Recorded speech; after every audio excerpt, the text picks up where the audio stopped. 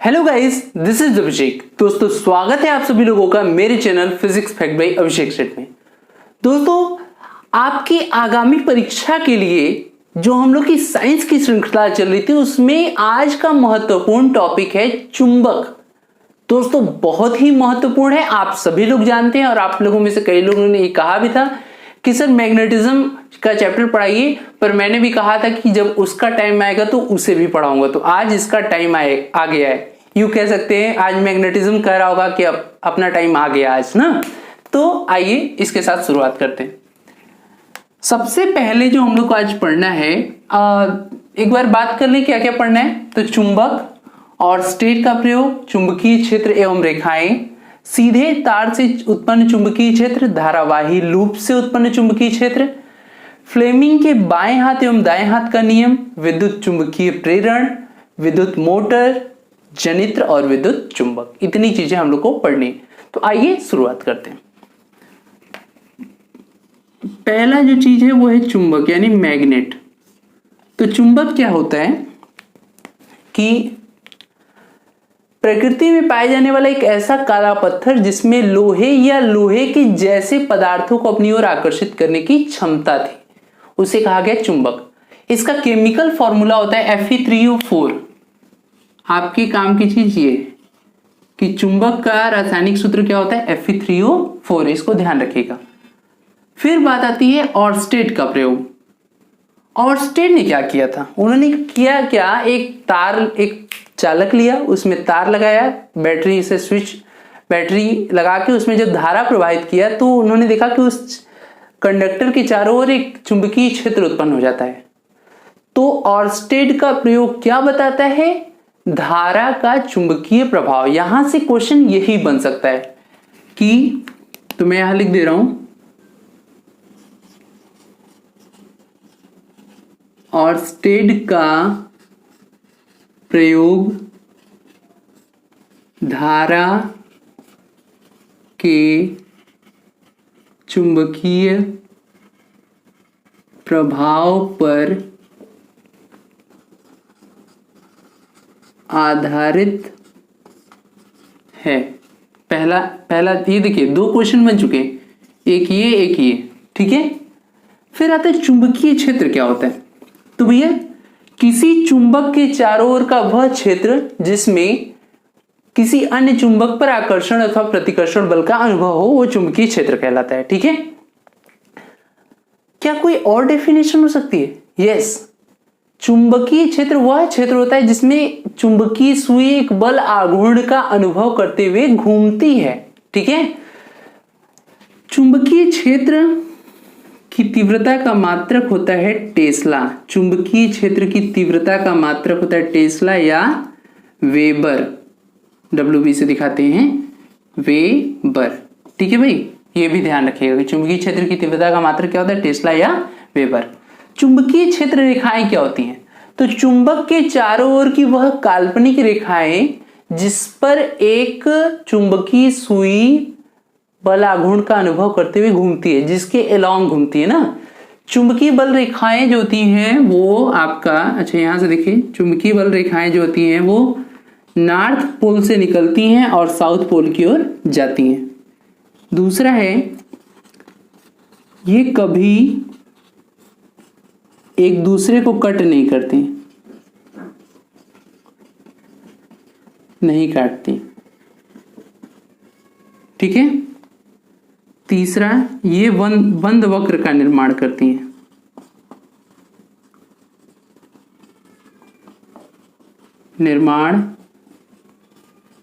हैं।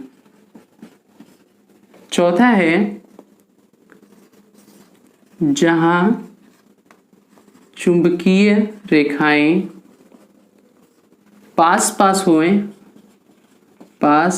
होती हैं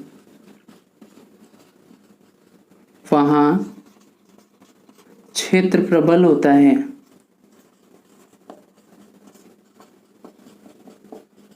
वहां चुंबकीय क्षेत्र प्रबल होता है और जहां दूर दूर होती है वहां पर दुर्बल होता है। तो ये भी आप ध्यान रखेंगे, ठीक है।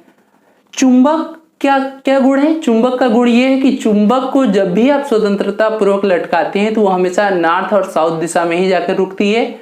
चुंबक में सदैव दो ध्रुव होते हैं, यानी नॉर्थ और साउथ। अगर उसे आप बीच से तोड़ भी देते हैं तब भी वो अपने जो टूटे हुए भाग हैं वो फिर नॉर्थ साउथ बना लेंगे, यानी कि चुंबक जो है वो हमेशा दो ध्रुवों के साथ ही एग्जिस्ट करता है, कभी सिंगल ध्रुव के साथ नहीं आ सकता है। इसी तरह तीसरा जो है, चुंबक के समान ध्रुव एक दूसरे को प्रतिकर्षित करते हैं और असमान ध्रुव जैसे एक नॉर्थ है एक साउथ है तो वो एक दूसरे को आकर्षित करते हैं। ठीक है, इतनी चीजें आप जानेंगे तब इस पे ये काम हो जाएगा।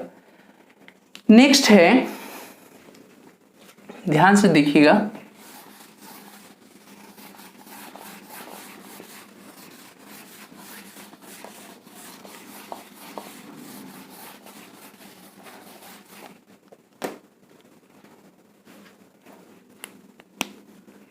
नेक्स्ट है सीधे तार से उत्पन्न चुंबकीय क्षेत्र। तो भैया सीधे तार से उत्पन्न चुंबकीय क्षेत्र का मैं फार्मूला ही लिख देता हूं, आप लोग ध्यान समझिएगा। Mu not I upon 2πr। ठीक है, ये सीधा तार है, यहां पर मान लीजिए एक बिंदु है P, यहां से इसकी दूरी r है। ठीक है, यहां से इसकी दूरी r है, तो इस बिंदु पर चुंबकीय क्षेत्र की तीव्रता क्या हो जाएगी? अगर धारा I बह रहा है और I है तो यहां पर चुंबकीय क्षेत्र की तीव्रता क्या हो जाएगी? ये ना, यहां म्यू नॉट की वैल्यू क्या होती है? 4π इंटू 10⁻⁻7। ठीक है, 10⁻⁻7। तो इसको ध्यान रखिएगा आप लोग। नेक्स्ट है धारावाही लूप के कारण, मतलब कि अगर चुंबकीय क्षेत्र ऐसा गोलाकार के रूप में हो और यहां पर किसी r दूरी पर एक बिंदु पर केंद्र पर अगर आपको चुंबकीय क्षेत्र देखना है तो उसके लिए फॉर्मूला होता है B = mu naught I upon 2r। अच्छा भाई ध्यान रखिएगा, बहुत ज्यादा कंफ्यूजन होती है, लोग 2πr वाले को इससे रिलेट कर देते हैं और πr वाले को इससे, क्योंकि ये जो सर्कल है और सर्कल का सरकमफेरेंस होता है 2πr। तो ऐसा हो सकता है कि आपको भी कंफ्यूजन हो, लेकिन आप ध्यान रखिएगा कि इसमें उल्टा होता है। अगर सर्कल है तो 2r और अगर सीधा है तो 2πr। ठीक है, इसमें भी म्यू नॉट की वैल्यू वही होगी। ठीक है, तो ये सब फार्मूले हैं जिनको आपको ध्यान रखना है। ये वैल्यू दी रहती है क्वेश्चन के बाद कि जहां म्यू नॉट बराबर इतना r दिया रहेगा, I दी रहेगी, आपको पता चल जाएगा। ठीक है, आइए आगे बात करते हैं।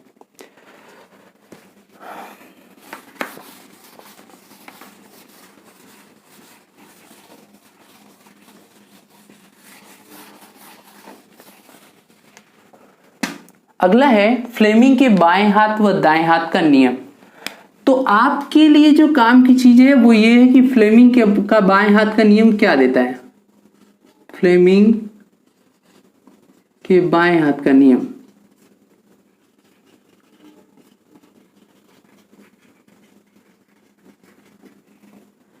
फ्लेमिंग का बाएं हाथ का जो नियम है वो बताता है धारावाही चालक पर बल।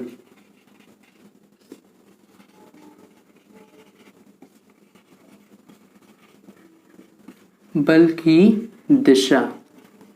तो भैया फ्लेमिंग का जो बाएं हाथ का नियम है वो धारावाही चालक पर बल की दिशा बताता है, जबकि जो दाएं हाथ का नियम है फ्लेमिंग के,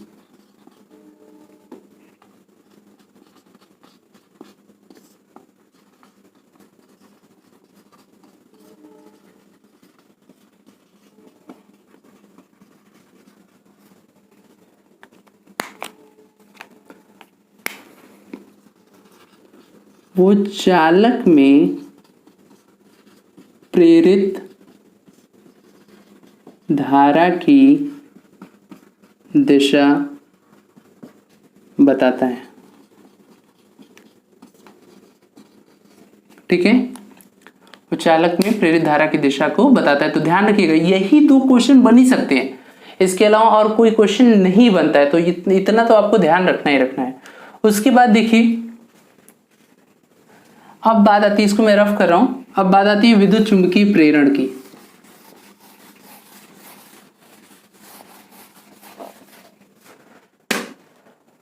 तो मान लीजिए कि ये एक लूप है और यहां एक गैल्वेनोमीटर लगा दिया। गैल्वेनोमीटर मतलब धारा मापी लगा दिया, और एक चुंबक को इसके पास ला रहे हैं, तो जो चुंबकीय बल रेखाएं निकल रही हैं वो भी इससे जब आगे बढ़ाएंगे तो ज्यादा से ज्यादा चुंबकीय बल रेखाएं और पास जाएंगी, तो ये सब जो बाहर निकल जा रही तो वो भी इससे होकर पास करेंगी। तो चुंबकीय बल रेखाओं की संख्या में क्या होगा, परिवर्तन होगा। और चुंबकीय बल रेखाओं को ही बोलते हैं चुंबकीय फ्लक्स, यानी चुंबकीय फ्लक्स में परिवर्तन होता है। और जो चुंबकीय फ्लक्स में परिवर्तन होता है तो इस तार में एक धारा बहने लगती है जिसका सिग्नल यहाँ गैल्वेनोमीटर देता है। इसको बोलते हैं विद्युत, इस घटना को बोलते हैं विद्युत चुंबकीय प्रेरण। और जो धारा उत्पन्न होती है उसको बोलते हैं प्रेरित धारा।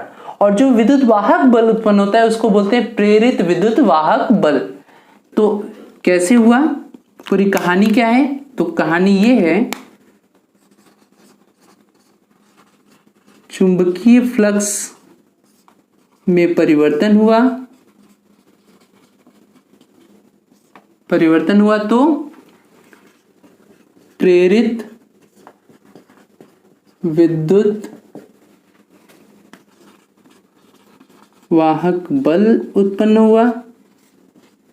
अगर आपका जो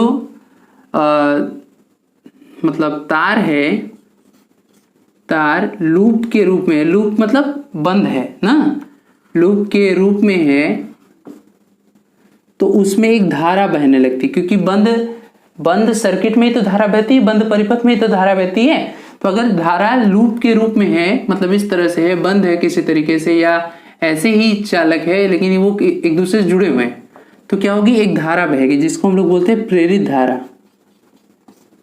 धारा। और यह घटना क्या कहलाती है, यह घटना कहलाती है विद्युत चुंबकीय प्रेरण। ठीक है भैया, विद्युत चुंबकीय प्रेरण।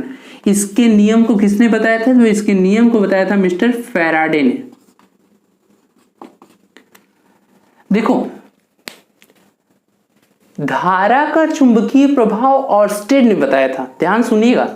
विद्युत धारा की वजह से जो चुंबकीय क्षेत्र उत्पन्न हुआ था वो ऑर्स्टेड ने बताया था, और चुंबक की वजह से जो धारा उत्पन्न हुई है उसको बताया था मिस्टर फैराडे ने। ठीक है, और फैराडे ने यह भी बताया था कि जो आपका विद्युत वाहक बल उत्पन्न होगा वो आपका चुंबकीय फ्लक्स परिवर्तन के ऋणात्मक दर के बराबर होगा। मतलब जब तक फ्लक्स में परिवर्तन होता रहेगा तभी तक विद्युत वाहक बल उत्पन्न होगा, अदरवाइज नहीं होगा ना। तो इसका अभी यूज बताएंगे विद्युत मोटर और विद्युत जनरेटर में। ठीक है, इतनी बातें समझ में आ गई। चलिए आप इसको नोट करिए, मैं बस अभी आ रहा हूं।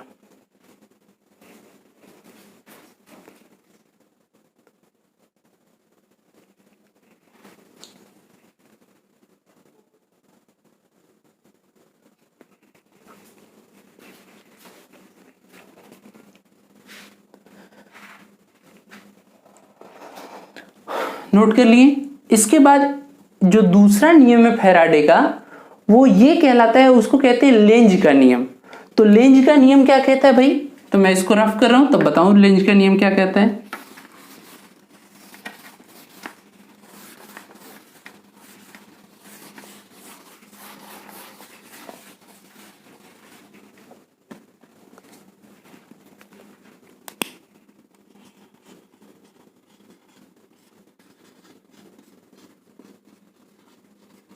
लेंज का नियम ये कहता है कि जो चुंबकीय फ्लक्स में परिवर्तन के फलस्वरूप जो धारा उत्पन्न हुई है वो प्रेरित धारा सदैव उसी कारण का विरोध करती है जिससे वह उत्पन्न हुई रहती है। देखिए लिख दूं मैं,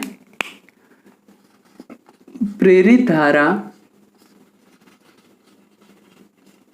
सदैव उसी कारण का विरोध करती है जिससे वह उत्पन्न होती है। अब इसको प्रैक्टिकली समझिए। देखिए ये है आपका फ्लेमिंग का बाएं हाथ का नियम और ये है दाएं हाथ का नियम। फ्लेमिंग के बाएं हाथ के नियम में ये है धारा की दिशा, ये है चुंबकीय क्षेत्र की दिशा, और ये है चालक पर बल की दिशा। और प्रेरित धारा की जो दाएं हाथ का नियम है, ये है चालक पर बल की दिशा जो इसमें थी, ये है चुंबकीय क्षेत्र की दिशा जो इसके थी, लेकिन ये प्रेरित धारा की दिशा, और ये दोनों एक दूसरे का अपोज करें। कुंडली में धारा प्रवाहित करने के कारण ही प्रेरित धारा उत्पन्न होती है, ठीक है। और प्रेरित धारा वो मुख्य धारा का ही विरोध करती है जिसके कारण यह उत्पन्न होती है। तो ये ध्यान में रखिएगा कि प्रेरित धारा सदैव मुख्य धारा के विपरीत दिशा में प्रवाह करती है। इसे किसने बताया था? लेंज के नियम ने बताया था, और इसे फैराडे का द्वितीय नियम भी कहते हैं, ठीक है। चलिए आगे देखते हैं।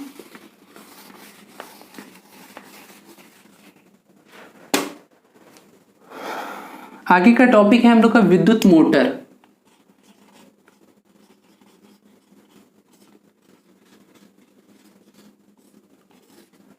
विद्युत मोटर एक ऐसी युक्ति है जो विद्युत ऊर्जा को बदलता है यांत्रिक ऊर्जा में ना। ध्यान रखिएगा कि विद्युत मोटर विद्युत ऊर्जा को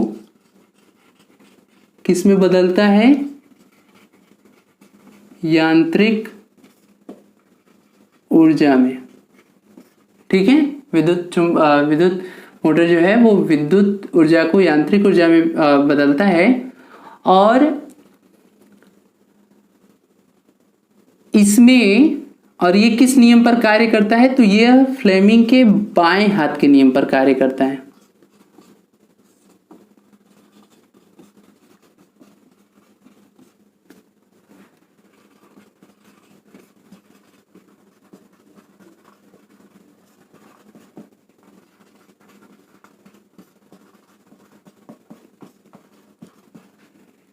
इसका उपयोग कहाँ कहाँ होता है विद्युत मोटर का?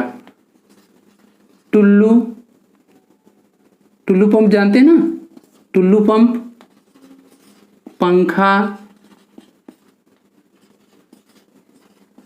रेफ्रिजरेटर,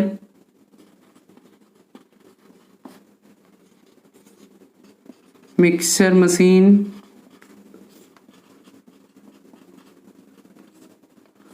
वॉशिंग मशीन,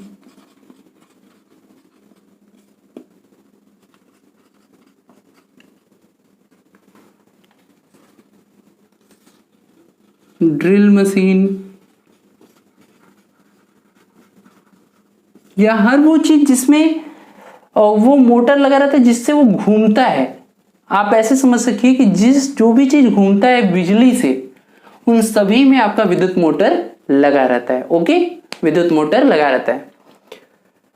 अगला टॉपिक है हम लोग का विद्युत जनित्र। विद्युत जनित्र, तो देखिए क्या होता है।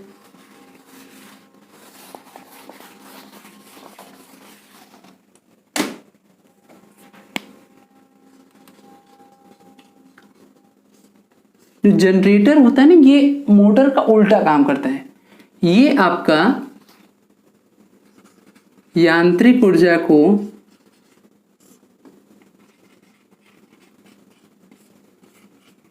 विद्युत ऊर्जा में बदलता है।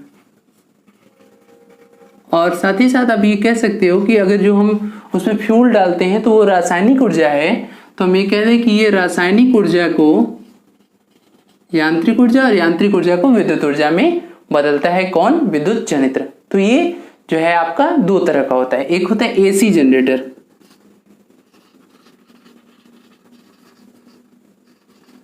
एसी जनरेटर में जो विशेषकर यूज होता है, इसमें होता है सर्पी वलय।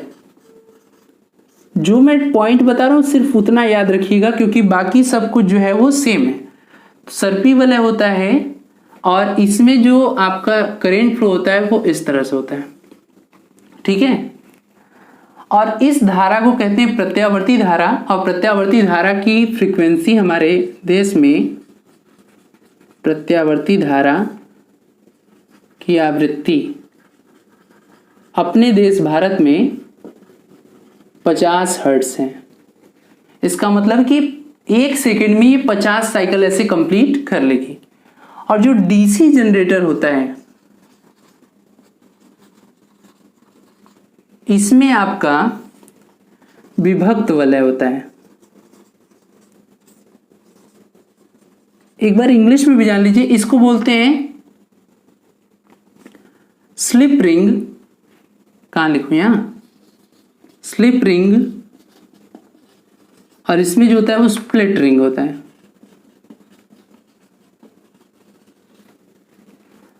ये आपका डीसी धारा देता है, और डीसी धारा की आवृत्ति क्या होती है, शून्य होती है, क्योंकि वह साइकिल कंप्लीट करता ही नहीं है।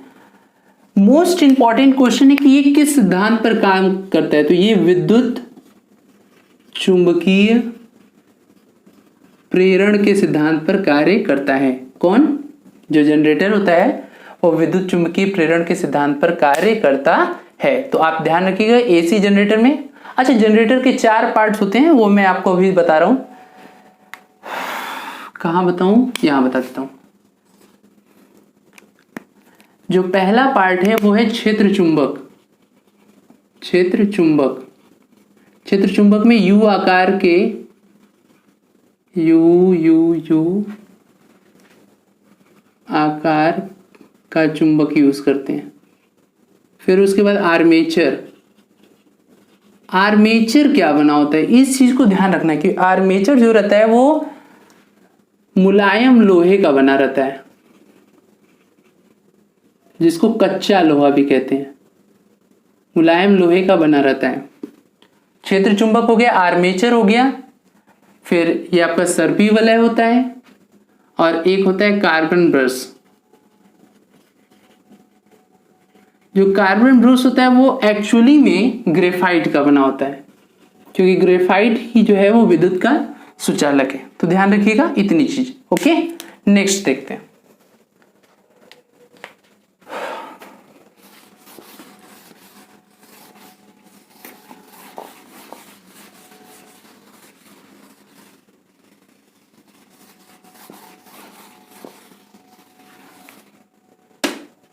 एसी और डीसी यानी प्रत्यावर्ती धारा और दिष्ट धारा में जो खतरनाक होती है वो है एसी। इस चीज को याद रखिएगा, क्वेश्चन बनता है कि प्रत्यावर्ती धारा और दिष्ट धारा में कौन अधिक खतरनाक है, तो वो आपका एसी होता है ना, क्योंकि वो बहुत तेजी से झटका देता है और उसकी फ्रीक्वेंसी बहुत ज्यादा है।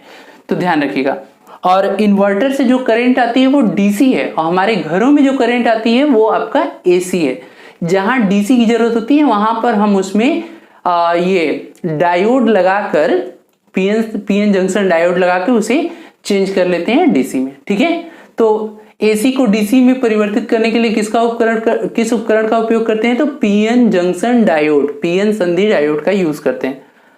अब हम लोग आए विद्युत चुंबक। विद्युत चुंबक क्या होता है भाई, अगर किसी पदार्थ पर तार के ढेर सारे फेरे लगाकर उसमें करंट फ्लो करा देते हैं, तो ये इसके आसपास एक चुंबकीय क्षेत्र उत्पन्न हो जाता है, और ये आपका विद्युत चुंबक कहलाता है। विद्युत चुंबक का बहुत उपयोग है। विद्युत चुंबक का उपयोग डोरबेल में, एमआरआई मशीन,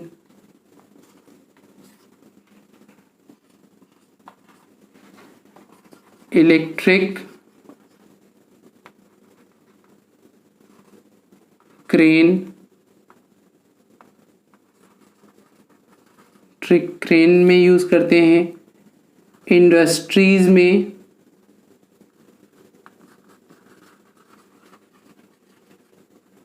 मतलब ढेर सारा इसका भी यूज है। ठीक है, ये कुछ मुख्य यूज थे जो मैंने आपको बता दिए हैं। इसके अलावा और कुछ बचा है इसमें, सोलेनॉइड यानी परिनालिका, जो विद्युत परिनालिका है। तो उसमें क्या होता है,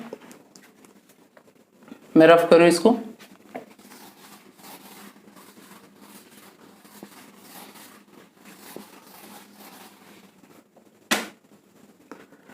सोलेनॉइड में क्या होता है, एक खोखला बेलन होता है जिसपे तांबे के तार के बहुत से फेरे एकदम पास लपेट देते हैं और धारा प्रवाहित करते हैं। तो इसके अंदर एक चुंबकीय क्षेत्र उत्पन्न हो जाता है। वो चुंबकीय क्षेत्र इसके अंदर एक समान रूप से फैला रहता है, मतलब ऐसा नहीं कि ऊपर नीचे गया तो कम ज्यादा हो गया। अंदर पूरी तरीके से एक समान रहता है। और सोलेनॉइड की चुंबकीय क्षेत्र बढ़ाने के लिए इसके अंदर एक आयरन का रॉड भी डाल देंगे, और जितना आयरन का रॉड जितना अंदर रहेगा चुंबकीय क्षेत्र उतना प्रबल रहेगा। तो दोस्तों इस तरह से जो आपका चुंबक का टॉपिक है। अच्छा एक चीज और, ये सब भूल जा रहा हूं मैं,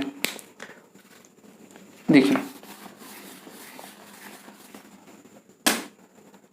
टॉपिक है चुंबकीय क्षेत्र में आवेशित कण पर बल। चुंबकीय क्षेत्र में आवेशित कण पर बल कितना होता है? F equal to E QVB। अब यहां पर जो आपका ये है QVB, यहाँ Q क्या है? आवेश है। V क्या है? विभवांतर है। B जो हो गया वो चुंबकीय क्षेत्र है, विभवांतर। F तो बल है ही। अगर आवेशित कण है तो उस पर इतना बल लग रहा है ना, यहीं पर ये स्मॉल v है, सॉरी मैं यहां भूल गया, स्मॉल v, और ये वेग है। अगर चुंबकीय क्षेत्र में धारावाही चालक हो तब क्या बल लगेगा?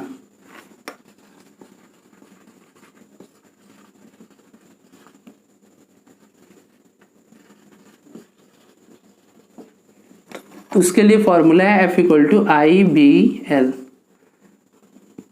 ठीक है दोस्तों, ये हो गया। अब यहां से B का मात्रक क्या हो जाएगा? चुंबकीय क्षेत्र का मात्रक B, तो न्यूटन प्रति एम्पियर मीटर, जिसे हम टेस्ला भी कहते हैं। टेस्ला बताया था आप लोगों को, ये भी जान लीजिए।